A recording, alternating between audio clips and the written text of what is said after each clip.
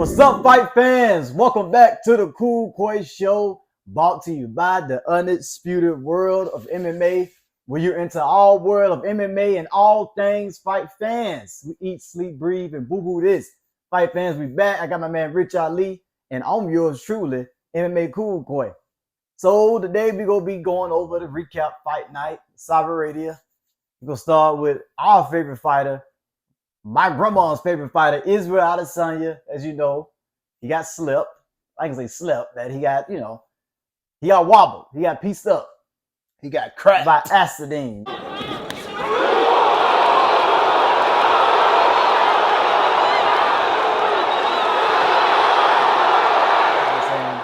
Adesanya came out there to perform, and Rich Ali, I know that Alex Pereira and Dricus Du Plessis put out the blueprint to beat Israel Adesanya.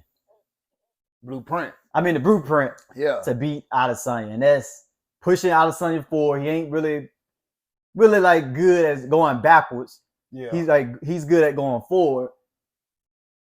Pressure him, push him, boxing, phone booth boxing against the cage, when his back against the cage. And when you're facing bigger fighters, 6'1", 6'2", around Alex Pereira's size, tall, lanky like him, punch hard like Dricus Du Plessis did. He was pressuring him a lot. Israel wasn't good going on the back foot. Right, yeah.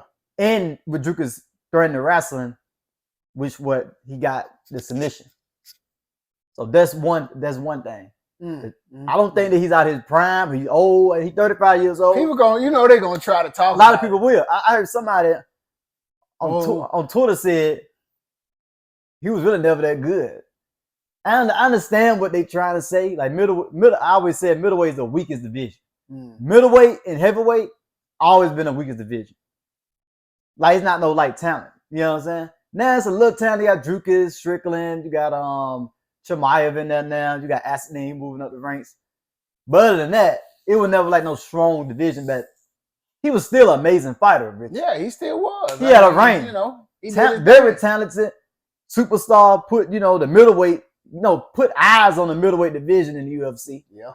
When he was fighting. Yeah. Because Wowwwww didn't put him in the eyes unless like from Australia or his hometown. Mm-hmm. But that's what Israel did for the sport. Defending Joe Rogan.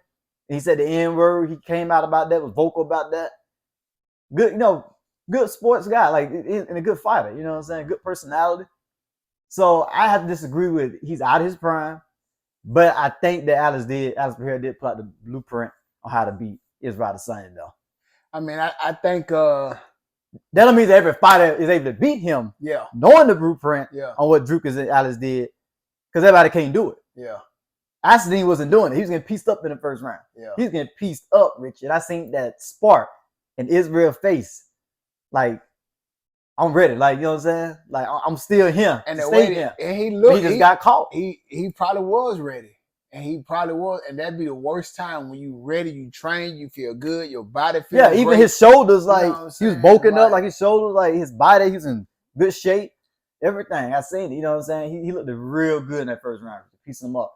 But Adesanya, what I did like about him, when he did have Israel hurt, he didn't just start throwing sloppy punches on the ground, trying to hurt him and finish it. He took his time and picked them shots. Put his knee right there on the position he got on top on. Boom. Straight in the face. Ain't giving Israel time to recover, and just started grinding, pounding. Those some good shots. It was a good stoppage. It was a good stoppage. It wasn't a bad stoppage. It wasn't. Israel said, yeah, fair enough. Yeah. He was in an awkward position to where, and then you was kind of flattened out. So it was like, ain't nowhere to go. It was gonna be, he was trying to posture up, but it wasn't nowhere he was still exposed. It's kind of remind me of Tom Aspinall and Curtis Blades. Yeah, like when Tom was on him, just pounding them in. Like I think he landed 14 shots. He landed most shots than Adesanya did on Israel. Yeah, and people, Woody. Oh, bad stop, bad stop. This is BS, man. Ain't no BS. Like, that was a good stop. He's a heavyweight too. I hate that. I hate that for Izzy though, man. I hate it. I want to see him do his thing, and he'll be back. It's just, but see, when you have these losses like this, back-to-back losses, it affects your confidence. Yeah, it do. It affects you. You was on the rain to ride so long, you know what I'm saying, and lose. yeah. One person I always go back to. Is Sugar. Yeah, Sugar Shot. Sugar Yeah, Shot. yeah. And he just like I just don't know. It ain't clicking. I just don't know. I just can't. I just don't know what's going on. I just can't. And it's just like you could see the agony in him. So for someone like Izzy, for it just like you said, you've been dominating for so long, and for it just not to be clicking like it normally would, it's like the situation that you find yourself in. I would have never you thinking like I would have never found myself in that situation back then. Yeah. My IQ would have been clicking, and I would have just dipped us. You know what I'm saying? Yeah. Tucked my chin a little bit more. Because he always been a long fighter at middleweight. He usually taller than the fighters he fight, like Wowwwww, Kevin Gastelum, Paulo Costa. He didn't really have, he didn't have no size on him really, like far as height. But he knew how to use his reach real good. That's what Adesanya is real good at. Like even John Jones, like long fighters, they have a better advantage because they can front kick you from all the way, back him, jab you from all the way. They ain't really got to pull out of power into it. They just jab, leg kick from a distance. Like he did with Yo Romero, pieced them up just from a distance. It might have been a boring fight, but he was able to do that against those shorter, stalking fighters. But you find somebody big, like Drukas, who punch hard, push forward, and got the wrestling background, doing it for a nightmare. And especially a fighter who don't care. Yeah. Like Drukas, like it was said, 80% of the time, Drukas' places follow the book. And the other 20%, it's just go out the window. None of that ain't MMA related. Nobody didn't train you how to do it. He just throwing stuff, just doing it. And that's dangerous. It didn't work for him. And that's how he lost that one.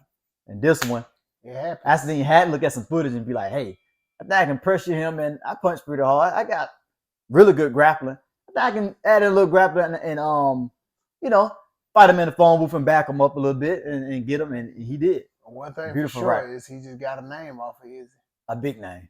I don't know. In this vaccine, they asked him about Chimaev.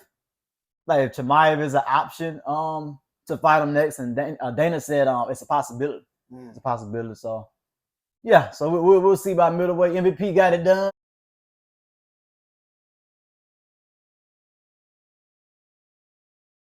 Not because Shara, the bullet, got one eye. He got it done.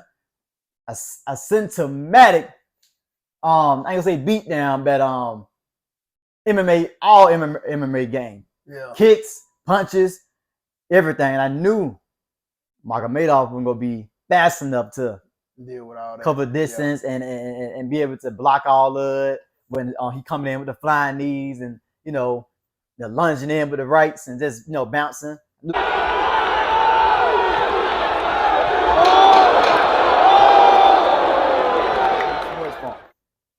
But it gave MVP an advantage because he's the smaller fighter, but gives him the speed advantage. Yeah. So he moving up a welterweight.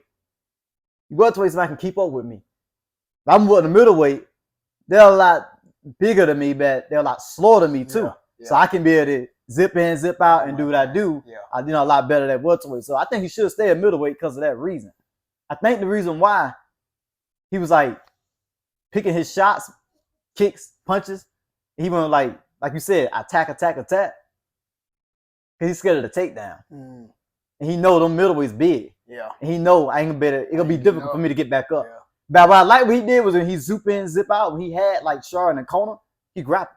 Just got to hold on, throw knees, dirty box. Just because. Just to get some points. So he did, sharpen up a little bit in his game than what he did when he fought Ian Gary, which I did like. So shout out MVP for winning that. He said he can't celebrate because his boy Izzy didn't win, which is understandable. They want to celebrate together, they friends or whatever. But yeah, those are a recap of that fight night in Saudi Arabia. And you know this. Whoa!